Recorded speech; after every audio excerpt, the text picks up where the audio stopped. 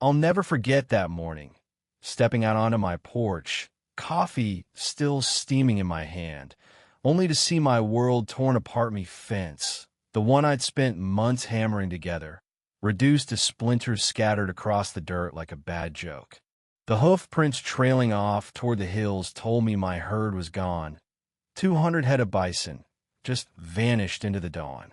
At first, I thought maybe a storm had ripped through, but deep down, I knew better. This wasn't nature. This was war, and the one waging it was Linda, the HOA tyrant who thought she could bully me into submission. Out here in Montana, my ranch sprawls across 500 acres of open land, framed by jagged peaks that cut the sky like teeth. It's been in my family for generations, long before the cul-de-sacs and cookie-cutter houses sprouted up a mile down the road in Pine View Estates. That fence wasn't just wood and wire, was my line in the sand, my sweat, my promise to this land. So when I saw it gutted, I felt it in my bones like someone had taken a swing at my soul. Linda, with her permed curls and that damn clipboard always tucked in her arm, had been gunning for me ever since she took over the HOA. She'd roll up in her shiny SUV, squinting at my barn like it was a personal insult, muttering about property standards as if my cattle ranch was some eyesore dragging down her suburban utopia.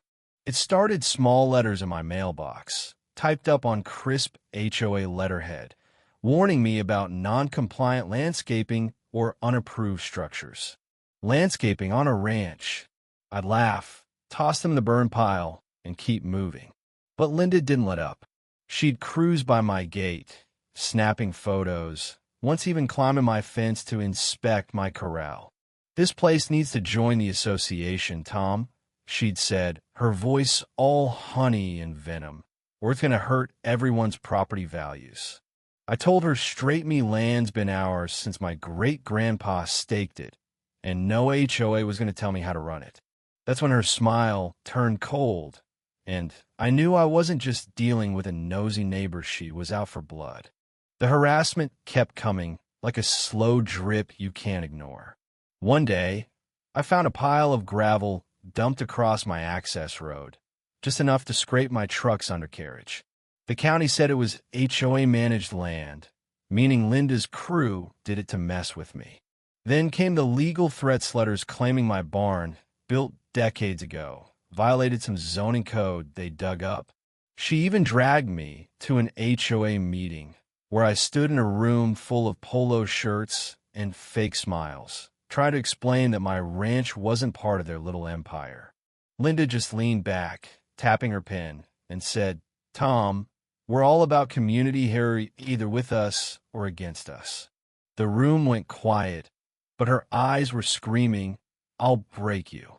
I held my ground, kept my cool, but the night I found my fence destroyed, something in me snapped. I was out there at 2 a.m., flashlight shaking in my hand, running my fingers over the clean, sawed-off posts. This wasn't an accident, no storm cuts with that neat. And there, stuck in the mud, was an HOA flyer, Linda's name in bold at the bottom. I stood there, the cold sinking into my boots, watching my bison's tracks fade into the dark, and I felt humiliation, rage, the kind of fire that makes you want to burn the world down. Linda thought she could shame me, make me look like some reckless cowboy who couldn't keep his herd in check. She wanted the town to see me as the problem, the outsider who didn't belong. At the next HOA meeting, she played her trump card. Picture this: a community center decked out with cheap chandeliers, Linda up front in a sparkly blouse, her clipboard like a royal scepter. She flipped on a projector, and there was photos of my busted fence, my bison on the highway, even a shot of me sweating over new posts. The crowd gasped, whispered, nodded along as she preached about public safety and community standards. I stood up, boots still caked with mud, and called her out. "You cut my fence, Linda. You let my herd loose to make me look bad." The room froze. She laughed, sharp and mean. "Oh, Tom, nobody believes that you can't even control your own land." And just like that, She'd won. The crowd bought her story, and I walked out feeling like I'd been gut punched. That's when the idea hit men at a plan. Not yet, just a spark born out of pure, stubborn defiance. I was sitting on my porch, watching my bison move across the pasture, their massive shoulders gleaming under the moonlight, snorting steam like they were ready for a fight. They weren't just animals, they were power, raw and unstoppable, the kind of force Linda's bylaws could never touch. What if I gave her a taste of that? What if I let those 200 bison show her what happens when you push a man too far? I didn't jump into it blind. I drove by the HOA office, a squat little building with beige paint and a sign that read, Pineview HOA, building our future. What a joke. It sat on a flat lot, backed by open ground that sloped right toward my ranch. Perfect. I timed it for their next board meeting Thursday night, 7 p.m., when Linda and her cronies will be packed inside, patting themselves on the back. I spent days prepping, spreading extra feed near the east gate to keep the herd close, oiling the hinges so it'd swing open smooth. I kept my head down around town, let Linda think she'd beaten me. She even sent another notice, whining about livestock noise. I smiled when I read it had no idea what was coming. The night arrived, and the air felt alive, crackling with the kind of energy you get before a storm. I stood by the gate, the herd restless behind me, their hooves drumming the dirt like a heartbeat. Across the field, the HOA office glowed, Linda's voice faintly cutting through the chatter. I leaned against the post, took a deep breath, and whispered, "All right, boys, let's show him." I yanked the latch, and the gate flew open. For a split second, nothing, just silence. Then the ground shook, a roar like thunder as 200 bison charged, dust exploding around them, horns glinting in the moonlight. I jogged behind, keeping my distance, watching as they tore down the slope. The parking lot didn't stand a chance. Car alarms screamed, headlights flashed, asphalt cracked under their weight. Inside the office, chaos erupted. Through the windows, I saw Linda freeze mid-sentence, her clipboard slipping as someone screamed, "What the hell is that?" Chairs toppled, papers flew, and board members scrambled like roaches. The bison didn't slow, hedges flattened, flower beds turned to mud. A big bull smashed a window with his horn, glass raining down like confetti. And Linda, she bolted for the back door, her sparkly blouse catching the light, only to trip over a chair and crash into a fern, sprawling on the floor, her precious clipboard skidding away. I stood at the edge of the lot, arms crossed, watching her empire crumble. For weeks, she'd mocked me, humiliated me, tried to break me. Now her perfect little office was a war zone, and she was crawling through the wreckage. One board member tried to climb out a window, tearing his fancy blazer. Another yelled for the cops, but what were they going to do us to Bison? Linda spotted me, her face twisted with rage, and screamed, "This is you. You did this." I just raised a hand, gave her a slow nod, and let the herd answer for me. 10 minutes later, the bison drifted back toward the ranch, like they knew their work was done. The office was trashed, windows gone, doors off their hinges, the parking lot a mess of hoof prints and broken pavement. Linda stood in the middle, hair wild, clutching her broken clipboard like it could save her.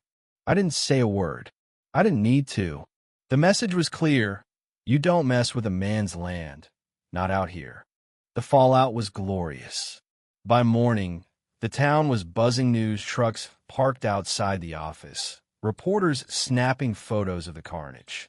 Linda tried to spin it, standing in front of the cameras, hair a mess, blaming me for endangering the community. But the tide had turned. A reporter asked, "Didn't you cut his fence first?" Another said, "Your HOA has no claim over his land, does it?" She stammered, her usual smugness gone. Neighbors started talking. Old man Carter at the feed store swore he'd seen Linda's SUV near my fence the night it went down. Others mentioned her late-night inspections. Piece by piece, her story fell apart. The sheriff showed up at my place, hat in hand. "Linda's screaming for your arrest, Tom, but there's evidence your fence was sabotaged. DA's not touching this." I just nodded, but inside I was grinning. The HOA started to crack. Board members quit. Residents refused to pay for Bison damage fees.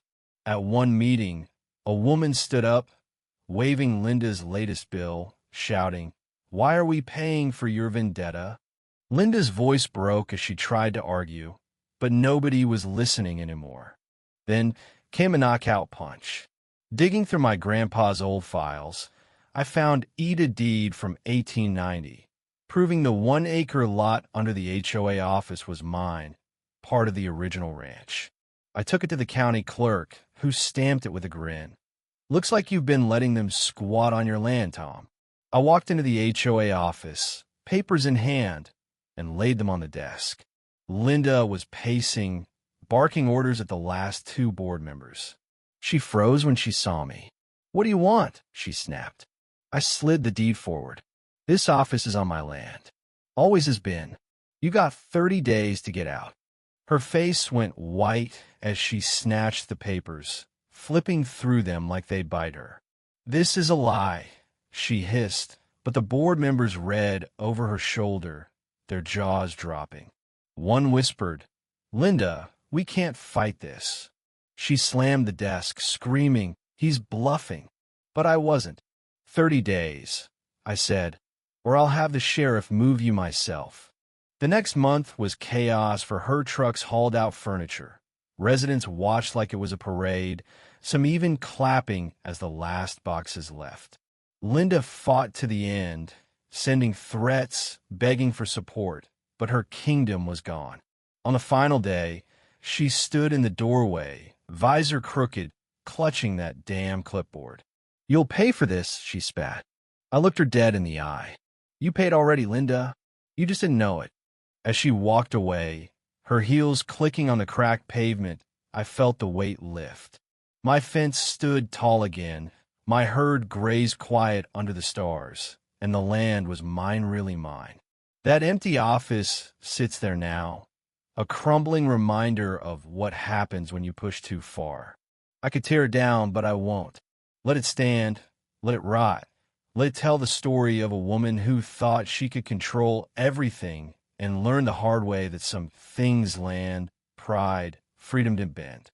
Looking back, this wasn't just about a fence or some bison. It was about standing up when someone tries to take what's yours, about fighting for your place in a world that wants to box you in. Linda thought power was in her rules, her meetings, her clipboard. But real strength? That's in the dirt under your boots, the hurt at your back, the truth you hold tight when the world's screaming at you to give in. I don't regret a thing, not the chaos, not the stampede, not the look on her face when it all came crashing down. Sometimes you've got to let the wild speak for you. So, tell me, Hat, do you think? Was I right to unleash the herd, or did I go too far? Drop a comment, share your own story of standing up to someone like Linda, and let's talk about what justice really looks like out here. Hit that subscribe button if you're with me, because trust me, the open land's got more stories to tell.